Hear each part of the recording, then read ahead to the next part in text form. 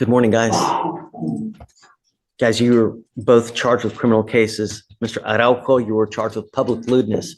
You're facing up to a year in jail and or a $4,000 fine. And Ms. Serrato, you were charged with possession of marijuana. You are facing, and also public lewdness. You're facing up to a year in jail on the lewdness, and you're facing up to 6 months in jail on the marijuana. Guys, we're going to do probable cause. You have the right to remain silent. All right, pause here. This is the invisible line in court. Once Miranda is read, this stops being awkward behavior and becomes criminal exposure. Everything said after this can be used to build the case, not clear it up. And notice what the judge is doing. This is probable cause, not guilt. The bar is low. Is there enough here to move forward? Question for you. Should private behavior become a crime just because it happens in the wrong place? Anything you say can or will be used against you. You have the right to have an attorney present. If you cannot afford one, one will be appointed to you. And on Araujo, he only has a one case, not the also POA, right? Okay, all right. On December 2nd, 2024, officers were on patrol when he observed a vehicle parked on the dead end of a public roadway, and the officer observed two adults, the defendant, Serrato, and co-defendant. This sounds almost casual, but it's actually serious. Bond conditions are not suggestions. They're legal tripwires. Violate them, and you're not arguing your case anymore. You're arguing why you should stay out of jail. And notice how the marijuana charge quietly raises the stakes. Admissions plus possession equals a clean probable cause finding. Let me ask you this. Should honesty with police ever help you, or does it almost always cost you? Rajo having intercourse in the backseat of the vehicle. Upon stopping the occupant, the officer observed the co-defendant's genitals being removed from the defendant's lower body as he got off her as she was laid down in the back seat. The officer also detected a strong odor of marijuana emitting from the interior of the vehicle, and the defendant, Serrato, admitted to just having smoked along with being in possession of marijuana. She advised that all 7.6 grams of marijuana in the vehicle belonged to her, and the co-defendant stated he does not smoke marijuana. Both admitted to having sexual intercourse. Got it. All right, guys, I'm going to find that there's probable cause to go forward with the case. I'm ordering you now as a condition of your bond not to do this again in outside. I mean, great, but not where everybody can see it. Come on. Understand? Sir. All right, guys. How old are you, Mr. Serrato or Mr. Araujo? 30. You're 30. What do you do for a living? Construction. What kind of money do you make a month? Do you have the ability to hire a lawyer? How much money do you make a month? A month? Oh, a month. Oh, 16, probably like 24 to 30. Like 3,000 probably. Okay, do you have children? All right, well, we're going to reset your case to give you time to hire a lawyer, okay? I'm also ordering you as a condition of your bond not to use. No more marijuana. I'm telling you, okay, just don't. Also with you, no more marijuana. I'm finding probable cause in your case as well. You have the same conditions, no outside, you know what? No marijuana as well. What do you do for a living, babe? How much money do you make a month?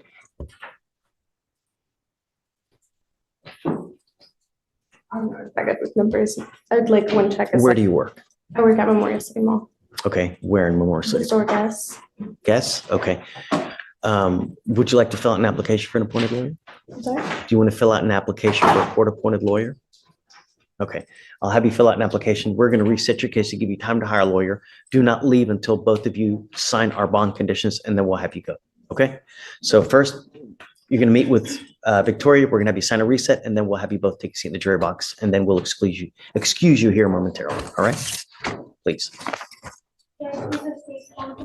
Yes, on both of them, no marijuana, no fornicating out in public. No, you. Okay, ready? Yep.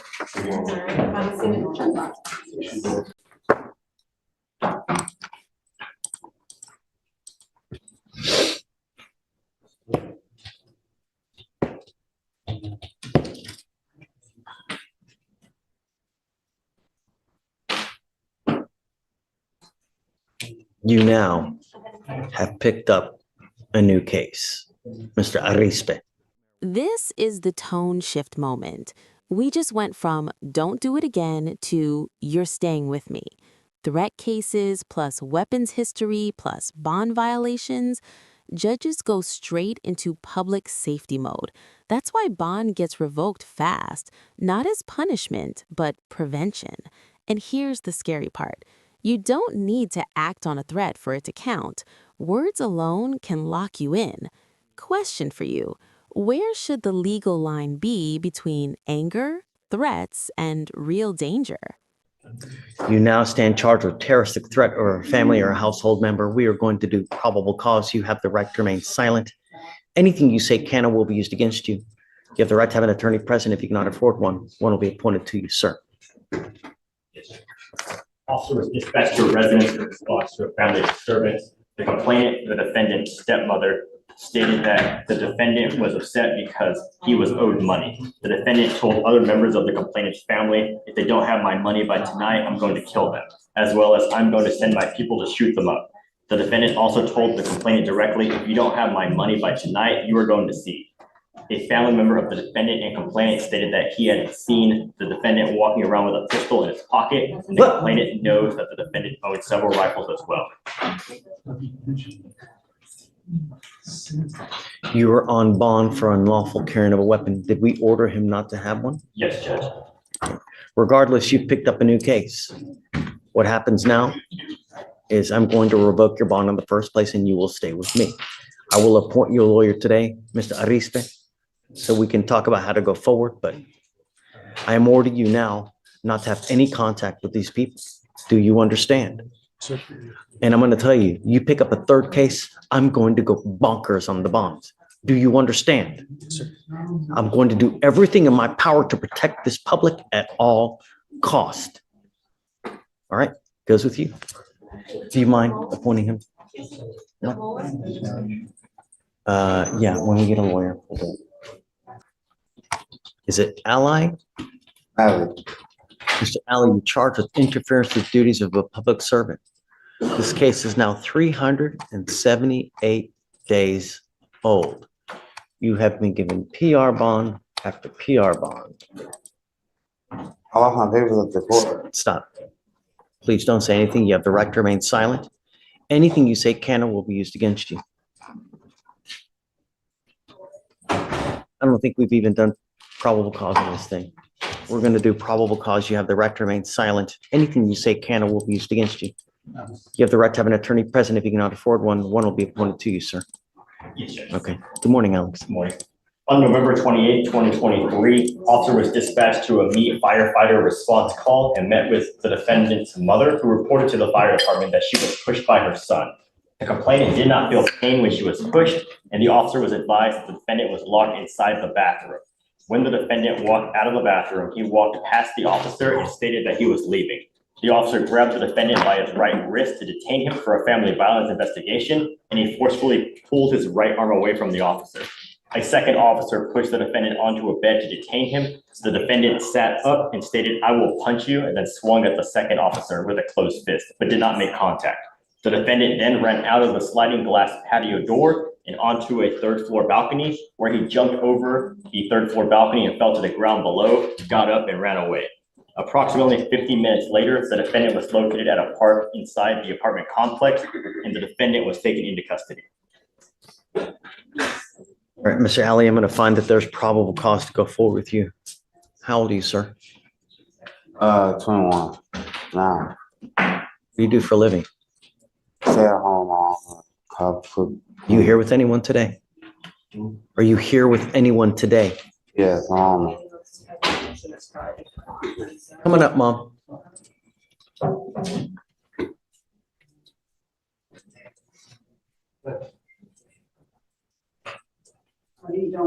Thank you so much for coming. It's okay. Thank you so much for coming. Tell me what's going on with Mr. Alley. He's intellectual. Shh. He's as an intellectual learning. He also has diagnosis. Okay. Are you taking medication, Mr. Alley? Is he taking it? Are you sure? I'm the one is his caretaker, which is I take him his medicine. I take him to a psychiatrist too. he goes, pregnant. Marquise, did you tell him that? I don't know. He's going out there main song. We have a lot of problems. We can't get him to court. I'm here. I'm glad that you're here today, but it's the third time. I had a transportation. Just, But I scored him, I really speaks for him on all his, far as his diagnosis, everything that's going on with him. I mainly speaks for him because he can't speak for himself. So Okay. I'm the one talks for him. okay. Did you graduate from high school? Yes. Wonderful. So what are your plans now? Okay. Then what?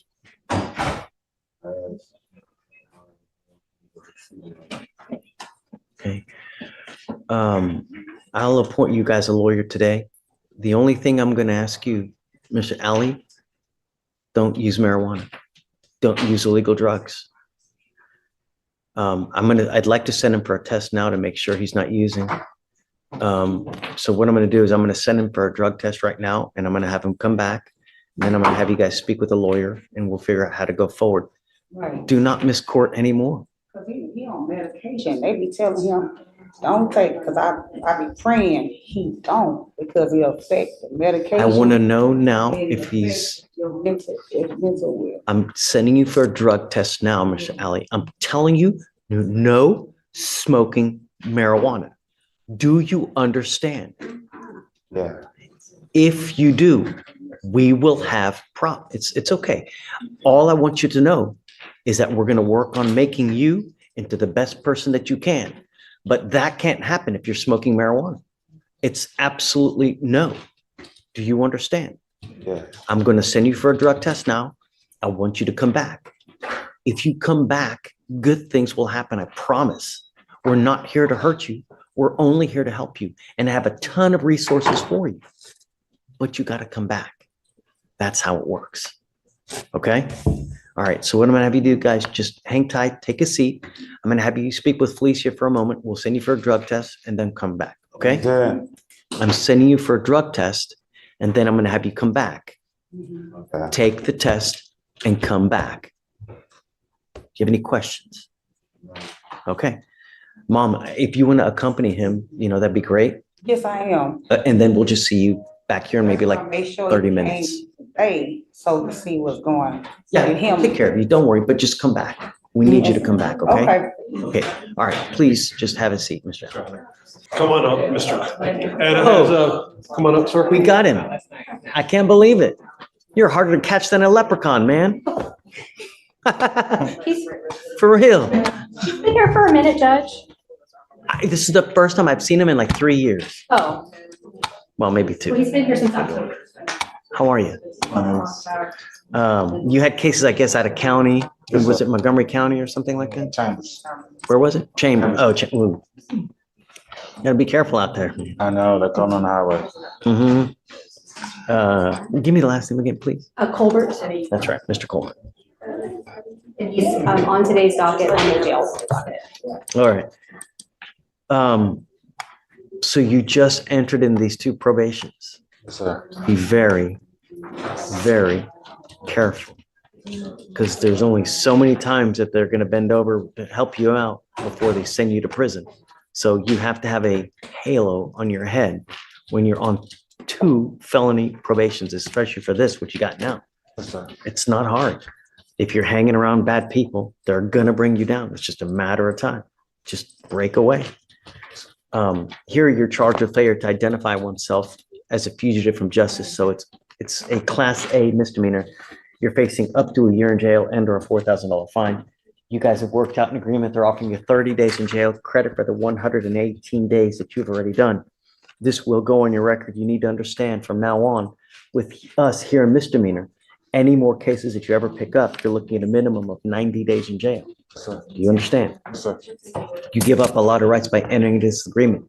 You give up the right to a trial, right to compel witnesses to testify on your behalf, confront and cross-examine your accusers. If you're not a citizen, there are possible, you can be deported, excluded from the country, denied naturalization. You give up the right to appeal. Once you plead guilty, there's no turning back.